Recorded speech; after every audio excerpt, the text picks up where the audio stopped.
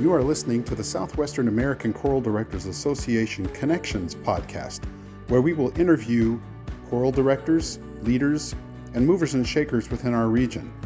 I'm your host, Dr. Jeff Wall. We hope you enjoy these conversations. Please like and subscribe this YouTube channel for future content. Hello, everyone. Today I get the pleasure of bringing you a talk with Reginal Wright. Reginal is a composer, conductor, and educator who creates works in collaboration with choirs and music educators. He is a sought-after clinician in both middle school and high school levels. He most recently was the head choral director at Mansfield High School and is currently on the choral music faculty at Baylor University. I'm leaving out so much more of his bio that you can read down in the description of this video as always. Just another little housekeeping item. Over the course of the holidays that we have coming up with Thanksgiving and the winter break, there will probably be a gap in the release of some of these episodes, as you can imagine, allowing family time for myself and also for our guests. But we will get right back to it as soon as we can, giving you more content from these R&R chairs. As we conclude with the interviews from R&R chairs, then we'll move on to other members of the leadership team for the Southwestern American Choral Directors Association. So I look forward to the rest of those talks and bringing you those conversations. But for now, I want to bring you Reginal Wright. Okay, hello, everybody. We're here with Reginal Wright. Reggie, so first of all, thank you for joining me, and hopefully you can tell us a little bit first about your backstory for us. Tell us about your musical upbringing, kind of tell us what you do in the world and that kind of thing. Okay, yeah. So I was born into a quasi-musical family. My mom played piano and she directed choirs. My dad, my grandfather, he was a sax player. And so with that, I started off my musical journey as a trombonist. And so I started that in band. I had a really bad football injury in my ninth grade year, which I thought I was going to be an athlete, as every kid. And so after the injury, I went into music pretty good. Taught myself to play piano from playing trombone. And so since the trombone was a C instrument, I took that. I took my notes home from school, and I would learn the piano from there. After that, my grandmother put me in piano lessons with a good friend who's actually still a mentor of mine. And from after high school, I went to college, and I minored in jazz piano. I thought I was gonna.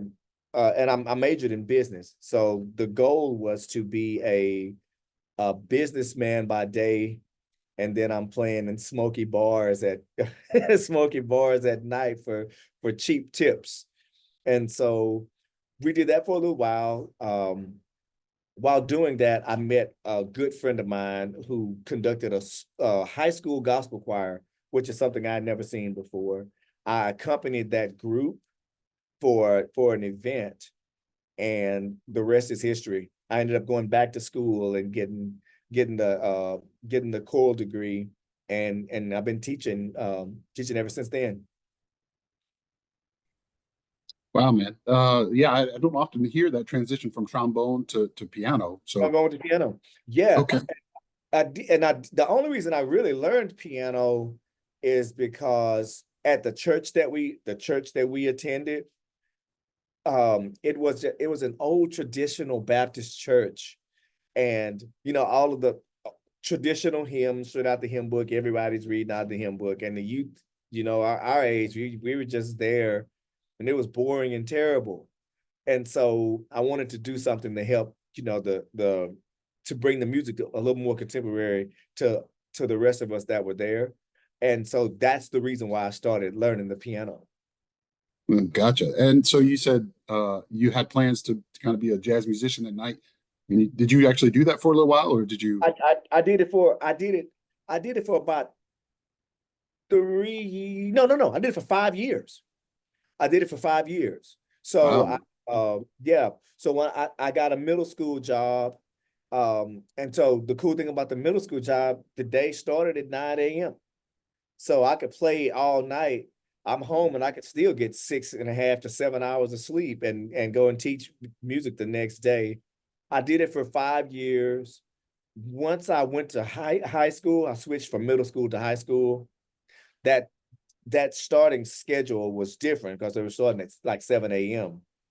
And so with that, we had to make a choice between insurance and Yeah, benefits and yeah, cheap tips. So yeah. there you go. So I kind of let it go at that, and I would just do a pickup gig or I'd sub for someone on weekends and things like that after that. Gotcha. Well, I'm envious of those chops. Um, so tell us a little bit about like where'd you grow up and your we can read a little bit about this in the bio, but like where'd you go to school and all that kind of stuff. Okay, yeah. So I'm an East Texas boy. I grew up in a little town called Henderson, if you're familiar with East Texas, or Tyler, Longview. Henderson's a little east of that. I went to school at Stephen F. Austin in Nacogdoches, right there in East Texas. After finishing there, I moved to Dallas, Fort Worth. Actually, Fort Worth, not Dallas. Moved to Fort Worth and started my career there. And I live in Arlington now, which is literally right next to it. And so that's where I've been for the last I want to say 24, 25 years. Yeah, gotcha. Oh yeah, Texas is the choral powerhouse. I'm sure you came up through that system too. So that's Oh yeah. Yeah, I came up with the old schoolers, man. Dinah Minger, Randy Jordan, Robert Stovall, Amy Mhm. Alabon, and so I got to cut my teeth with, in my opinion, some of the best choir directors that have ever been on the podium. Yeah, absolutely. Okay, maybe you can go into a little bit about what your role will be for Southwestern ACDA. What are you going to be doing for us, and what are you what's your vision and your plans there? Okay, yeah, great. So for Southwest ACDA, I'll be the tenor bass choir R&R chair, with the repertoire and resources chair. And for that, what I'm envisioning is pretty much a situation that we'll do some repertoire in the upcoming issues there. But what I really want to focus on is growing and developing the tenor bass choir for people that aren't really familiar with it. And so I've always had to, in both of my school situations, I've had to grow and plant the tenor bass choir literally from scratch and build it. And so I'm going to be focusing pretty much on how to build and maintain the tenor bass choir. So for my first article, which will come out in a couple of weeks, I brought in Jonathan Pallant. He has a series called Brothers Sing On that focuses on tenor and bass repertoire that's that's appropriate for tenor bass choirs. Later on, we'll bring in a few other people to talk about establishing choirs and building community. Dr. Randall Bradley from here at Baylor University is over the Baylor Men's Choir, which has an amazing culture. And I'm trying to get Vincent Oakes from the Chattanooga Boys Choir to come and talk to me and hang out. And we just want to talk about how to build culture with those tenors and bass choirs and how to keep it to where year after year after year that it's sustainable. Gotcha. Yeah, I don't want to steal your thunder too much on any upcoming articles or anything you have coming out, but maybe you can give us a little bit of tips and tricks or ideas for how you did that in your programs and developed your tenor-based program. Oh yeah. So when I in middle school, I was teaching all general music classes. And if you've ever done that, you know it can go a lot of different ways from really, really good to really, really terrible. But I wanted choirs. And so I had a handful of guys, like ten guys. And but they were mixed in with, you know, this treble choir.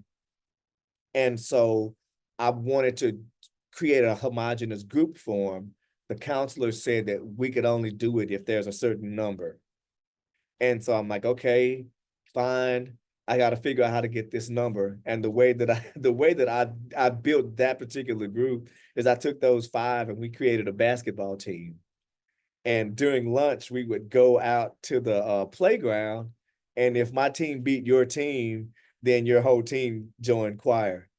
So I had about 60 dudes after after we finished that, because the beautiful thing is some of the guys that were in the choir, they were athletes, and their parents wanted their students to be with me whether they wanted to or not.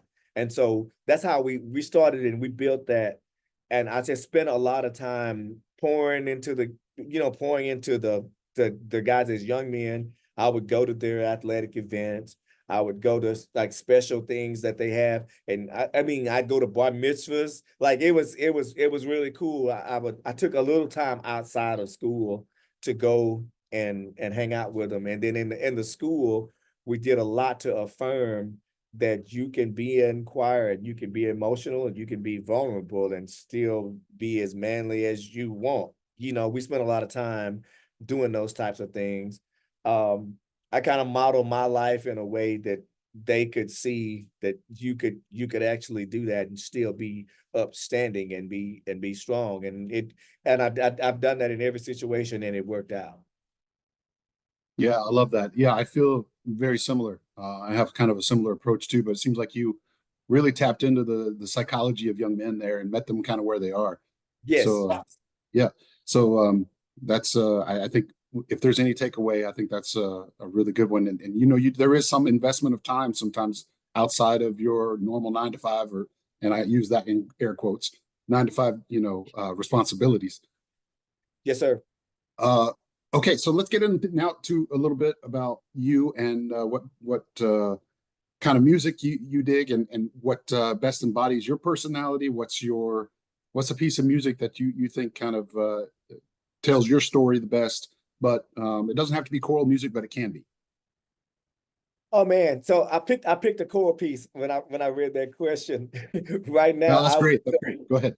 uh I would say right now, if you want to take the text and the craziness that is my life, I would probably say "In the Middle" by Dale Trumbore. In the middle of a life that is complicated as everyone else is, you know, struggling for balance. That is literally my I think my piece that describes me. You know, I just took this job at Baylor. My daughter's a senior in high school in Arlington. So I'm doing some driving back and forth. It's about an hour, 20-minute drive both ways. I have an apartment here that I use when necessary, but I like to go back home too. I'm doing the composing thing with, you know, commissions. The commissions are doing well. And so we're just trying to, and I'm still doing the clinician. I'm still doing, you know, clinician work and, you know, doing between region choirs, all states, whatever. So trying to balance all of that and still be a great father and a great husband and a great dog owner, like you know, trying to do all of that. It's a you're just running and time is ticking. That's how I feel. Yeah, that's a great choice. Yeah, I feel similarly. Trying to juggle all. I don't know however you want to say it. You know, juggling or plate spinning or whatever. Trying to be all things. All of that.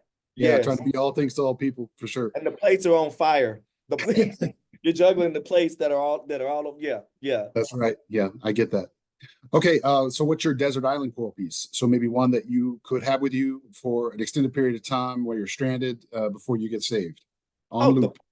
that's easy. The Bach Lobit Dane Heron. Oh yeah, yeah. Okay. Yeah, yeah. It would just from analyzing that alone, that would take up all of the time that I needed until I was rescued. For sure. Yeah. And I'm compiling everybody's answers here for these couple of questions of the music that best embodies your personality and the Desert Island Choral piece from all of our guests. I'm going to make a repertoire list of just that from the podcast. So, Oh, that's cool. Yeah, yeah. I yeah, don't recommend they try to perform the Bach. It's a good piece to have on a desert island. that's right. Yeah, yeah. You got to have the forces to be able to do that one for sure. Yeah. Okay. What is your particular philosophy of programming? What's Okay. your style and bent on that? I actually wrote that down. For me, I think, and I just learned this from watching, really good choirs and really good conductors. I think representation matters, whether it be style, time period, genre, um, ethnicity, gender, culture, and language. I think good programming encompasses all of that, so that you can show, the virtuosity of the voice. You can show how you delve into fabulous text. And then you can bring in, African American composers, Hispanic composers, female composers, and music from different cultures that represents, the cultures inside your choir. So my biggest thing is, I think representation matters. I think we have to do the classics. I think they have to be there, but at the same time, we want to make sure that we're paying, excuse me, we're paying homage to the people that are in our choir too, um, regardless of what walk of life they're from. Yeah, man, that resonates with me so much. I just made a similar post on one of my accounts. It's been a little while, but if you'll indulge me, I said if your mixed bag, quote unquote, concert of single choral octavos begins to look like similar styles, performance practices, demographic representations, cultures, time periods, tempos, keys, or whatever, you don't know enough music. Yes, You know, 100%. yeah. So then, I went on to say, like, go back to that drawing board and draw upon resources and colleagues and research and, all that stuff. Make sure that, your representation is there. So, Yeah. yeah, completely agree. And I hope people hear that loud and clear. 100, yes, 100%. And even like we have a little group of people, like we have a group text message where we put our music, like, hey, I'm thinking about doing this concert. This is what I'm thinking about. What do you think? And people will give feedback. Well, you have too much of this, or you need to remove this, or this, whatever. And we would go in and adjust if needed. Oh, that's great to have that sounding board. Yeah, that's another takeaway. Yeah, that hopefully somebody can take away from here is while listening, have a sounding board, pass your program by somebody and say, what am I missing here? 100%. Yeah, that's great. That's great. Okay, then what would a typical rehearsal look like for under your direction?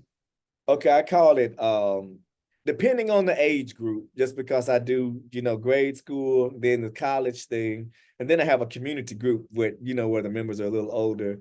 But most of it, it's controlled. I call it controlled chaos. And so it's some the practices that I've learned where we really get things out of are, for me, very social and affirming. So we spend a lot of time. I'm wanting the members to pour into each other, get to know each other, like actually know the people that are in your choir. I've been in choirs where we just come, sing, leave. I've been standing next to this dude for 3 years.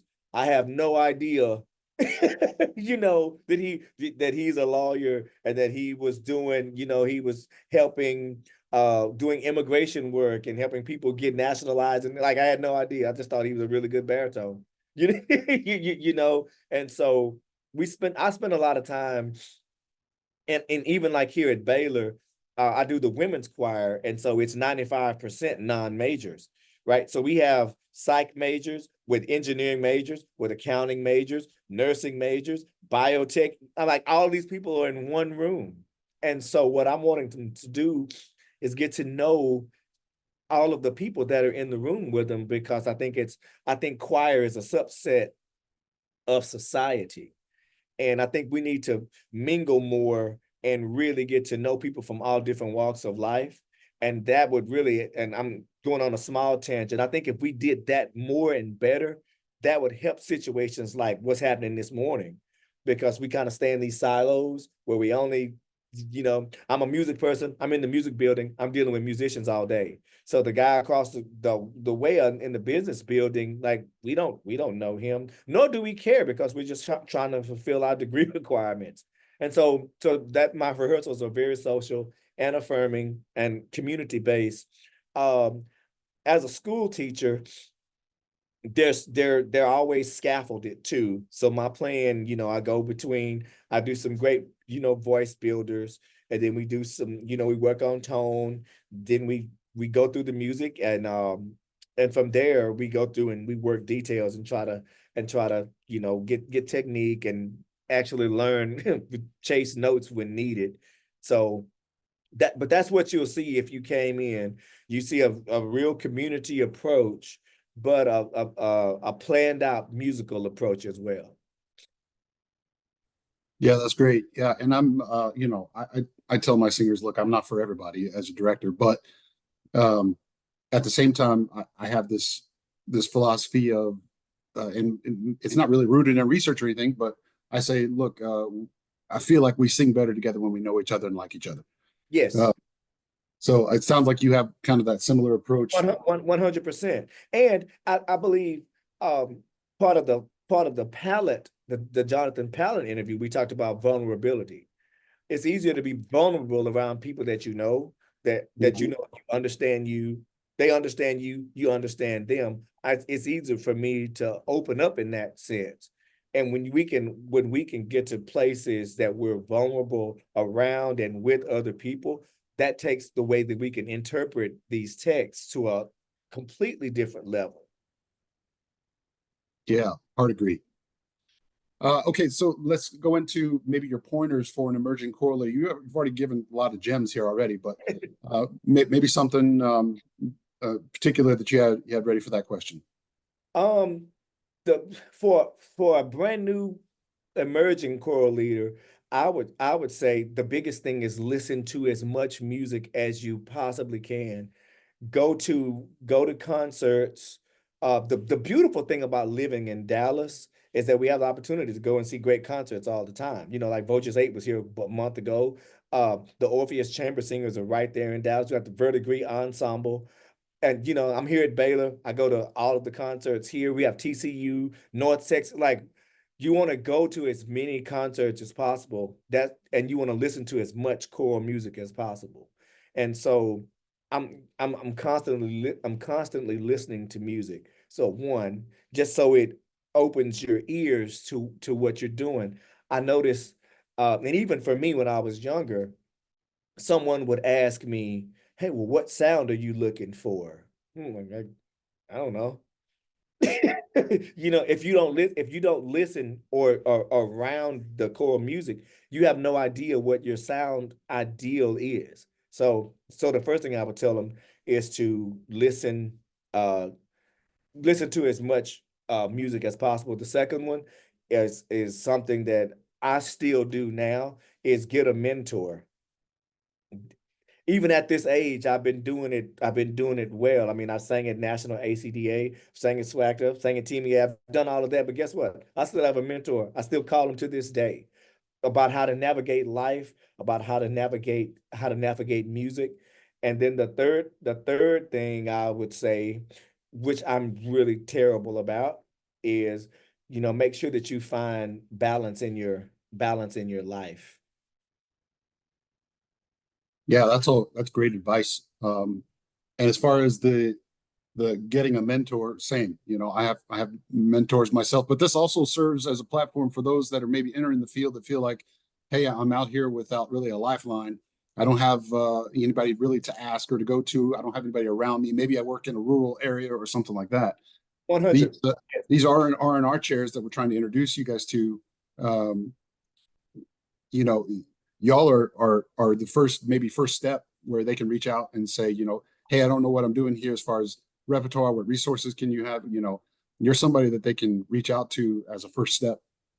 Yeah, and and we've learned this once you kind of open up and let people know about a situation that you're in. Like I watch, like I'm a choir director or whatever, those forums. You find out real quick that you're not the only person going through that, and there's always someone that's been through it that can help and offer advice. Yeah, absolutely. Okay, so kind of in the same lane as that other question, what general advice would you give yourself at 16 years old with the knowledge and wisdom you have now? Stay in piano. Me too. Yeah. Stay in piano lessons. That's the biggest thing.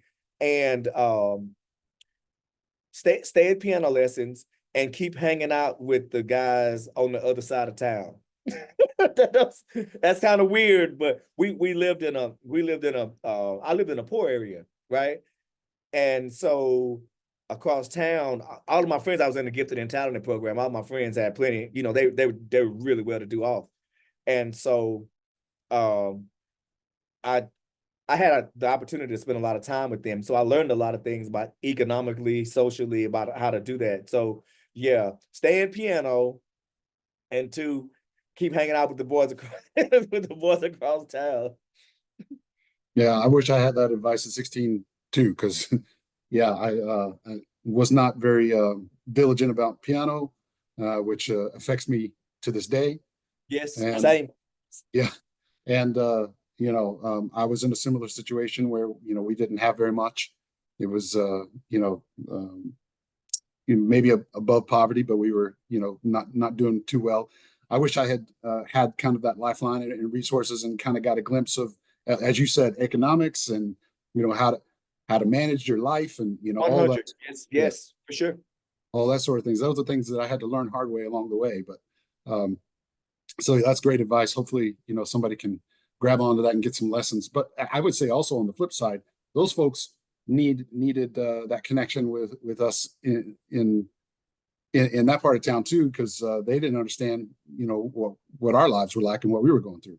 That's the truth, man. And that's so interesting because at my first school at William James Middle School in Fort Worth, what we did is that school was kind of, for lack of a better word, segregated between they would bus in students from a well-to-do side of town, and then you had neighborhood students in the same building, and they had a floor in between them. Third floor was, for the well-to-do. The basement or the first floor was for the neighborhood kids. And through choir, we ended up merging those cultures. And so it was a really, really neat thing. And those rich kids, they would go hang out in the hood, and they would take the neighborhood kids over the TCU area, and it was just beautiful to see. Yeah, that's a beautiful thing about a choral rehearsal room. You can mix all types, and Yes. we can come together with that communal goal of singing together. So I think that's what's really cool. Um, okay, so what advice would you give yourself now? Say if you were elderly, 90 years old, something like that. What would you advise yourself now? Take the sick days. Yes. Take the sick days. Take the vacations, and don't take any time with family for granted. Yes, sir. Yes. I don't have anything. I don't have anything to add to that. That's kind of the life I've been living here lately. I've said it before, but it's contentment without complacency in Yeah. my work life. I use Yeah. that mantra. So, I'm content with the things that I'm doing, and we get kind of wrapped up as choral directors, like, oh, we always have to be going, we always have to be doing, we always have to be in the mix of the job, because it does demand a lot of us. Yes. But if you don't have yourself rooted with friends and a community and family and, time off and time to decompress and all that stuff, then you're going to unravel. Yes, 100%. Yeah, I had a pretty sick episode back in 2018 with my heart. It was all stress induced, and it was because I was just killing myself with no outlet. And yeah, we've been working on that since. Good. Well, I'm glad to see you're on the road to healthy living here. Yes, sir. Um, when you are working on a passion project, you can talk about this in the context of your rehearsals, your choral ensembles, maybe your compositions, but when you're working on a passion project and you're in that zone, what does that look like for you? Like you said, zone. Yeah. So we're zoned out. And so let's say like I'm working on a piece now for a really fabulous group down in Houston. And so if you ever heard of like that composers speak, they have this thing called the golden brick. And so that's like when you get a thematic idea that you can actually work with, So I'm thinking about like, let's say like, the first time I heard the term was Eric Whitaker was using. He's like, I'm trying, in the Eric Whitaker voice, I'm trying to find this golden brick, just this. And so, but once you find it, I mean, you're locked in, and like it's an addicting thing. Finding it is tough, but once you find it, you're kind of locked in. And I just remember, like let's say like in one of his pieces, like let's say like Leonardo Dreams, they had that tritone, that augmented chord thing that he would do, ba da da da, yeah, and once that's in there, you can hear that going through. Or like Jake Runstad, which is he may be one of my favorite composers of all time. How his thematic work around a common theme is great. So once I find that theme, then you may not see me for a couple of months, because we're locked in, and we're kind of in the zone. I was writing a piece. It's called "We Are the Music Makers," and I was writing it for Marcus Garrett. He called me, he's like, "Hey, I need a piece like in 2 weeks," and he caught me right in, like, I don't know, like I was locked in. We wrote that piece in like a couple of days, and like it is all over the place now. I'm like, I cannot believe that this is happening. Like it was just an afternoon of sketching, and we created a piece that's like they're doing it at ACDA National this year, I think 2 times, and it's making its rounds. It was great, but yeah, once you find that golden brick, and I'm in the zone, like I'm in there, and I'm an introvert, even though you can't, like, my outward appearance doesn't show it. So for me, I'm locked up I locking up and composing in a dark room for weeks is like, that's my idea of heaven. Yeah, you talked about, finding that thematic material and, Yeah, so what happens, and I'm talking about this as a non-composer. sure. So what happens, I guess it's easy whenever you get into that flow state and you find that theme easily. What happens when you don't find it easily? You have to, it's real demoralizing, but it's one of those deals. It's like working out. Michael John Trotter told me this. He said it's like working out. You have to get up each morning and look for it, and it'll show up. Each day you get up and you sit down and write. Some days will be good, some days won't. But he's like, it's like working out. Each day you get up and make it happen. So But yeah, you're kind of waiting on that divine touch, whatever that means. yes, exactly. Okay. Okay. Good.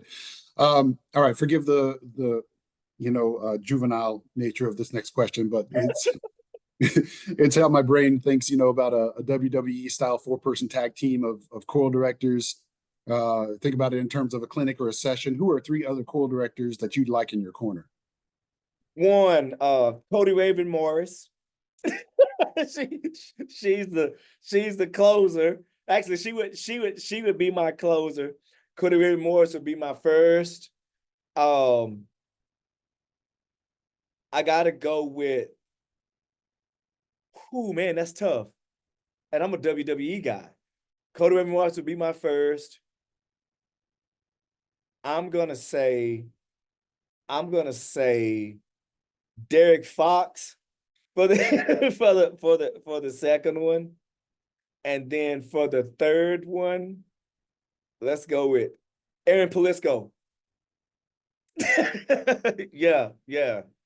Great. Yeah, I was just Well, writing that's hard names. to only pick three. I know, right? No.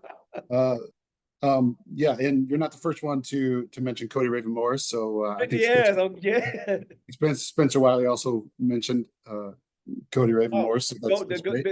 one, she will go down as one of the GOATs in core music education.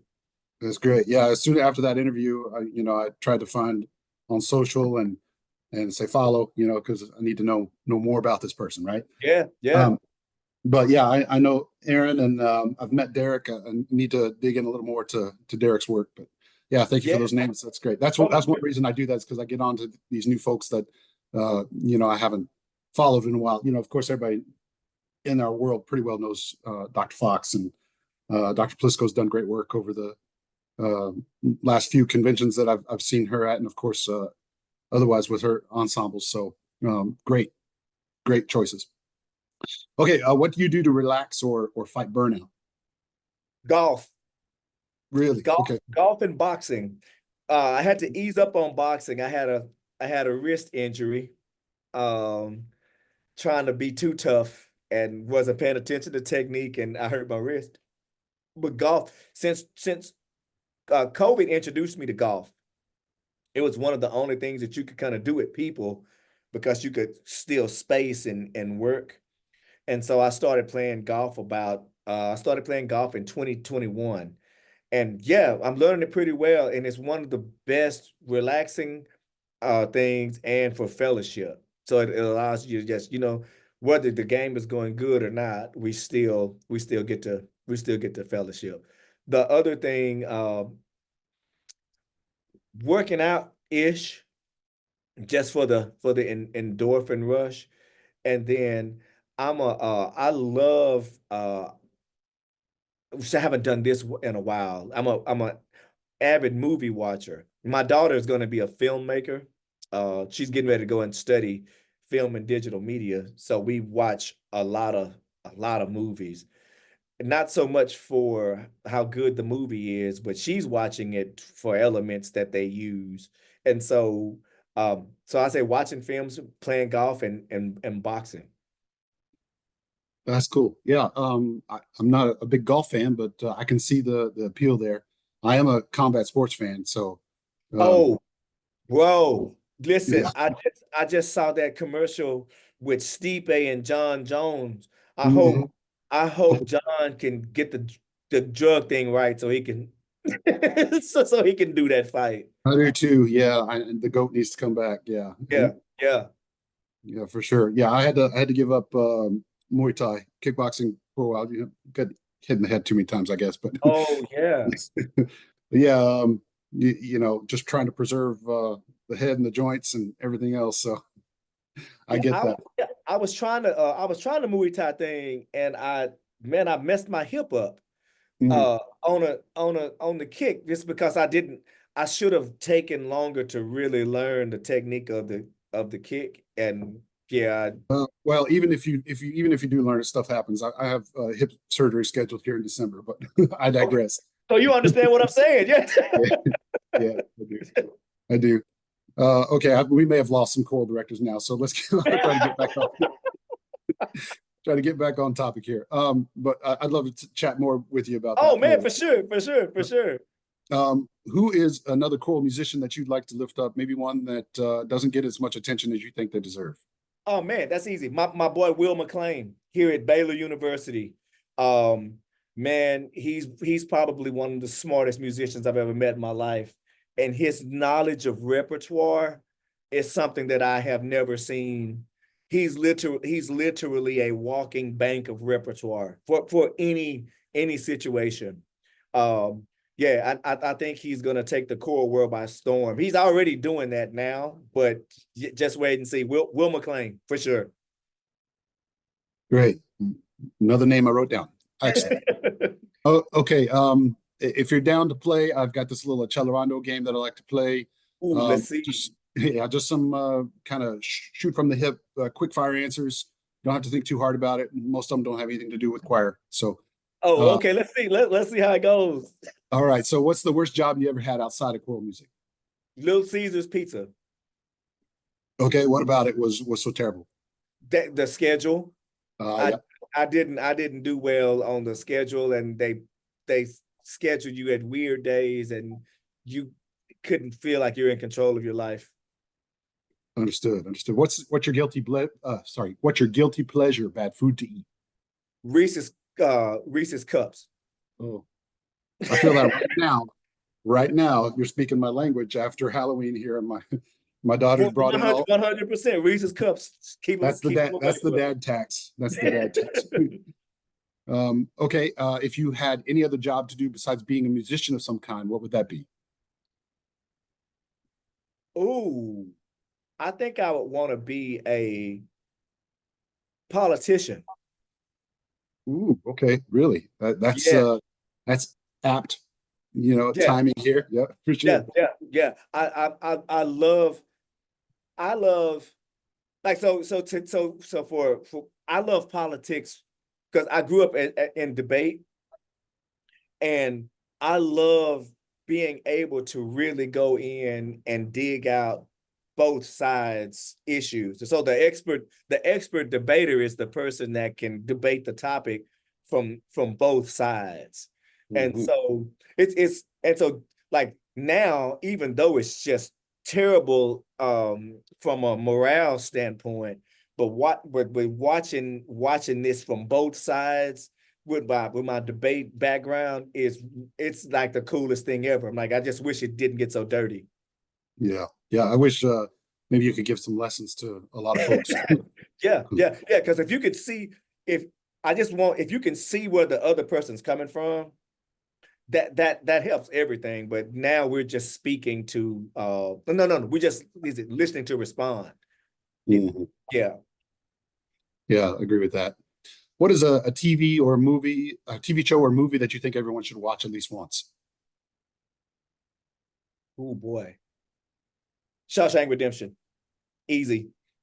Oh, good choice. It's a great movie. That's a I classic. turned my daughter onto that, and it completely wrecked her. She thought she had seen great movies. I'm like, yeah, you need to go check this show called Shawshank Redemption out. It was, I think it's one of the only movies that got a 100 on Rotten Tomatoes. Okay. Yep. I endorse that fully.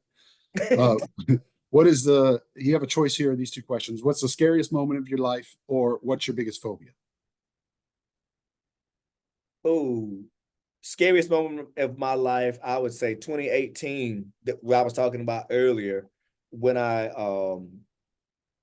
was having a stroke, and we caught it before it got crazy. That was probably the scariest moment of my life. Yeah, that would be scary. Well, we're glad to hear you talking to us right now. So, Yes. what is something you spend way too much money on? Golf. That's easy. Golf. And no payback. No payback other than it allows me to relax. I heard that golf is similar to owning a boat. Oh, yeah. I mean, but with the boat, if you're going out fishing, at least you bring something back home. I guess that's right. Okay. What is a secret talent that most people would be surprised to learn about you? Oh, oh man. Oh God, that's a hard one. A secret talent that most people oh boy, I'm thinking. Oh man, that's a hard one. That's okay. We can circle back to it if you want. Yeah. Let me think about that one. That's a tough one. Okay. All right. What's the oldest thing in your fridge? Arm and Hammer baking soda. Okay. I know that for sure because I told my wife, hey, we need to change out the baking soda. That you keep it in there, keep everything fresh and Right. smelling nice, all that. Yep. And then but you got to change that out every now and then. Okay. Yes, you do. If you could have any superpower, what would it be? Oh, that's easy. That the Professor X's ability to read minds. Okay. Just because as a teacher, our students sometimes show us a face that's not real when inside they're really, really broken. If we had the power to read minds, we could support them better. Just because we would know what's going on under the layers that they allow us to see. Yeah, that's a good reason. Yeah, there's some folks though I'm not sure I'd want to know what they're thinking, but yeah, I get what you're saying. I get what you're Yes. saying. If you could have any message on a billboard for thousands of people to see, what would it say? Jesus saves. Yep, that would be it. Got it. Okay, you want to circle back to this secret talent question? You think about it? I want to say I'm a gamer. Oh, okay. Yeah. What's your favorite? I like the COD stuff. I'm just not good at it now because with this new situation, I mean, I don't get to play much. I like that. I like the Madden stuff. Like the fighting, what do they call those games? Is it role playing? I forget the name. Whatever those games, like the Call of Duty type games, and then the sports, pretty much football, basketball. Yeah, first player. Yeah. First player, yeah. Great. Okay. Player one. Yeah. Yep. All right. Congratulations. You achieved Tempo Presto. Thank you for going through that Accelerando round with me. Okay. So what are some goals that you have for maybe this school year or this season? What are you most looking forward to? Right now, we're trying to grow the music department here at Baylor. So my goals is to just be able to contribute to what we're trying to build as a group here with Christina McMullen and Will McLean. The second one is to compose some more music that people would actually that would actually benefit choirs from an educational and musical standpoint. Those are the biggest ones. And the third one, I'm looking at doctoral programs and that's to get into one that would complement my age and my level of experience. Kind of old, not kind of old, but I'm an older student. No, we call that non-traditional. Non-traditional, yeah. There you go. Okay. Well, first of all, before we kind of close out the interview, I just want to say thank you for allowing me my East Texas accent to come out a little bit more. Where can people go to learn more about you and the work that you're doing? That's easy. They can go to my website, reginalwright.com, REGINAL, Wright, WRIGHT.com. I'm there. I'm on the socials. My Instagram is at Reg Wright. And then on Facebook, when I'm not on there, I'm not doing the socials for a few weeks. But that's where you can find me. But all of my contact information is on my website. Okay, great. If you're okay with that, I'll put that down in the description of the video. Sure thing, for sure. Cool. All right. And is there anything that we didn't talk about that I didn't give you an opportunity to talk about that maybe you'd like to hit before we leave? I think that's it. I'm just looking forward to helping, and I'm hoping that we see all of you in Dallas here in a couple of months. Absolutely, yeah. And I mentioned before, I wasn't sure if I'd met you before or not, but yeah, I'm looking forward to seeing you for the first time or again. Yes, sir. Yes, sir. If it's the case, and shake your hand and maybe get an opportunity to sit down and talk a little bit. Hey, I'm going to be reaching out now. I know you're in the MMA, man. Yeah. I'm mostly a jiu-jitsu practitioner now. Tried to get away from the striking, so I'm in the grappling arts. Yeah, I'd love to chat. Oh, that's real there, man. Yeah. I'm terrible at that. Sorry. We can do a session. I'll teach you some fundamentals, and you can teach me some. I appreciate it. You can teach me some fundamentals of the boxing too. So yes. Great. All right. Well, thank you so much for joining me, and everybody, thanks for listening, and we will see you next time. Thank you so much, sir.